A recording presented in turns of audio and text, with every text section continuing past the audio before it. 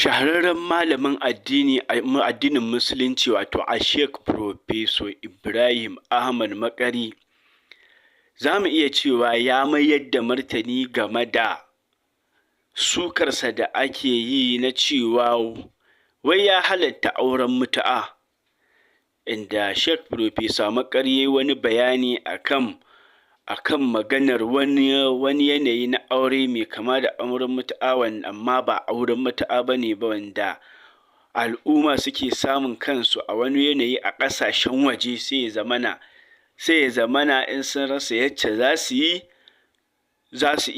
yi irin wannan aure. Wanda bayanin da Sheikh Professor Ibrahim Ahmad Makari ya yi, ko wasu ne ba su gamsu ba ko kuma ya abin yake, Allahu a'lamu. An sami wasu bayan Allah wanda suke ci gaba da suke suka Professor Ibrahim Ahmad Makari akan haka. To sakamakon wannan sukar da ake wa Professor Ibrahim Ahmad Makari, yanzu haka ɗaya daga cikin masu magana da yawunsa kuma almajirinsa wato Dr. Idris Hadeja ya fito ya mayar da martani tare da yin ƙarin bayani akan wannan abubuwa da yake faruwa na cece-kuce da ake yi akan maganar Sheikh Professor Ibrahim Ahmad Makarin. Ma'ana daban. Jiya ko shekaran jiya ake cewa Maulana ya yi wani karatu a National Mosque, ko ɗazun nan muna magana a kai. Ni da ke bana nan ba da ni aka yi karatun ba. Tun ina Legas wani bawan Allah yake ce min, jiya fa malam ya halatta auren mutu'a. Sai na ce malam ya ce auren mutu'a ya halatta, ya ce kwarai da gasken, ce kai baka ji wannan karatun daidai ba. Sai ya ce Maulana ba kunna maka zaka saurara, yanzu nan zaka ji ya ce auren mutu'a ya halatta.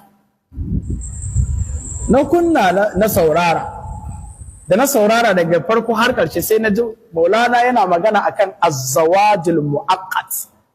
Azzawajul mu'aqqat. Sai na ce masa ba akan auren mutu'a yake magana ba. Wani aure ne da yayi kama da na mutu'a din, amma ba na mutu'a bane.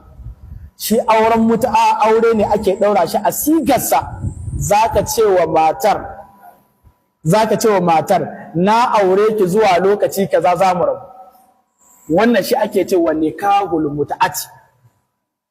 Sai to shi wannan ya yake, nace shi kuma wannan yadda ake, mutum ne ya auri mace amma shi a ransa a cikin zuciyarsa ya yarda da cewa lokaci kaza za su rabu.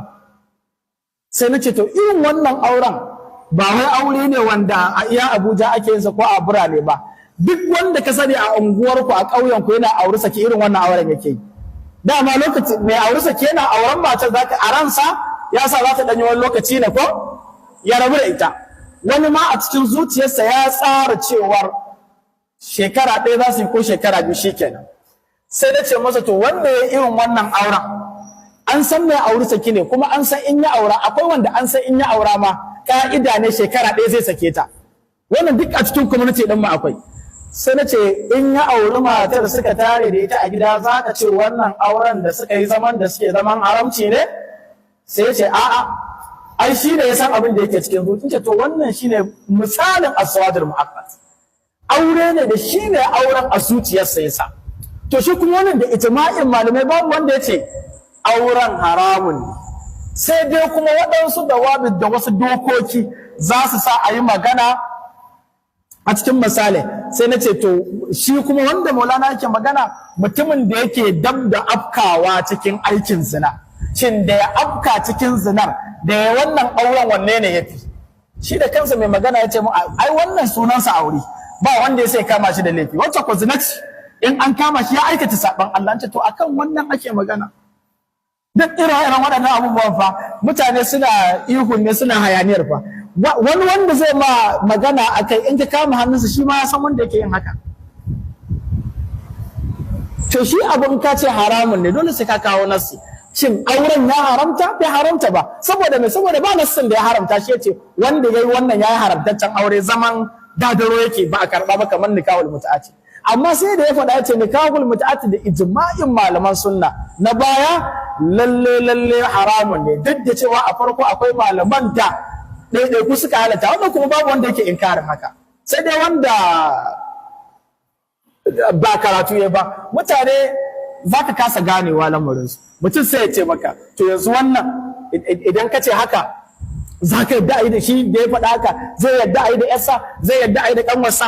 Yanzu misali duk ɗanmu mun yadda ana karantawa asira. Shekara nawa manzon Allah ya auri na Aisha? Ba shekara 6 ba? Yanzu akwai malamin da zai je karantar da wannan hadisi ka je ka nemi auren yarsa ya shekara 6 ya baka? Zai aure da yarsa ya shekara 6? To shin idan aka ce abu ya halatta ko ya faru, misali auren yan shekara 6 bai halatta ba? Ya halatta. To cewar ya halatta idan malami ya karantar da cewa abu kaza ya halatta yana nufin sai ya ba da yarsa da kanwarsa an yi da ita? Kaga wannan jahilci ne da hauka. To amma me yasa? Saboda wanda ya faɗi maganar ba ma son sa, idan ya faɗi magana dama jira muke dukkanta mu juya ta. In ya ce Allah ɗaya ne sai ya ce ai ɗayan da yake nufi ɗaya mai zero kaza da kaza. Ku fahimce ni?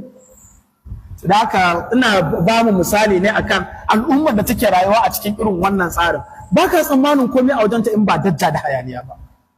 Allah ya gyara mana. Amun afuwa na yi dogon ta'aliki akan wannan hadisi. Wa an abi Yahya Usayd ibn Hudayr radiyallahu anhu anna rajulan min al-ansari qala ya Rasulullah, wani mutum daga cikin larabawan Madina ya ce ya ma'aikin Allah, ala tasta'miluni ya Rasulullah, ba za ka sa ni nima na zama gwamna a wani gari ba kamar sta'amalta fulanan, kamar yadda wane ma ka zaɓe shi ya zama gwamna, wane ma ya zama gwamna, shin ba za ka yi ba? Wasu malaman suna cewa wannan tambayar da ya yi yana nuna a shari'a ba laifi ba ne idan mutum yana ganin ya cancanta ya fito ya ce a zaɓe shi. Idan mutum yana ganin ya cancanta ba laifi ya fito ya ce a zaɓe shi.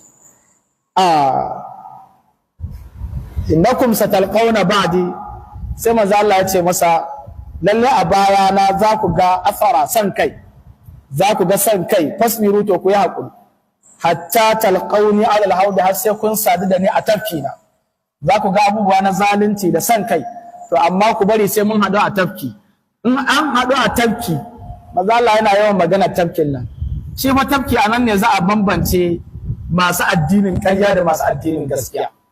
Da haka da munafikai da waɗanda suke bin annabi ba da gaskiya ba, da wanda suka cutar da iyalansa, da wanda suka cutar da al'ummarsa, idan aka je tafki duka manzon Allah zai kore su. Ba sa cikin jerin mutanen da zai tafi gidan aljanna da su. Da haka in mutum ya san cewa yana da matsala da iyalan manzon Allah, yana batanci a gare su. Idan mutum ya san yana batanci ko yana cin mutunci ko yana zaluntar al'ummar annabi sallallahu alaihi wa sallama, to ya jira ya haɗuwarsa da manzon Allah a tafki.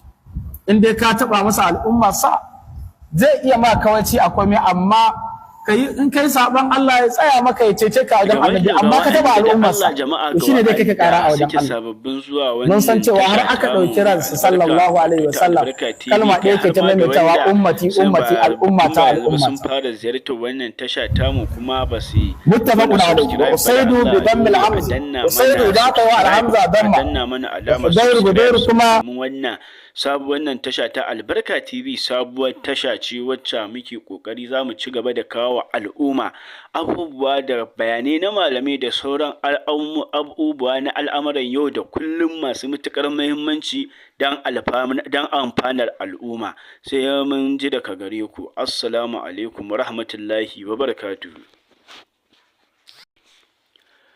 To alhamdulillahi jama'a, an saurari ɗaya daga cikin mai magana da yawan a Sheikh Professor Ibrahim Ahmad Makari kuma babban ɗalibinsa wato Dr. Idris Adija a yayin da ya mayar da martani ga masu sukar Professor Ibrahim Ahmad Makari ake cewa ya halatta auren mutu'a.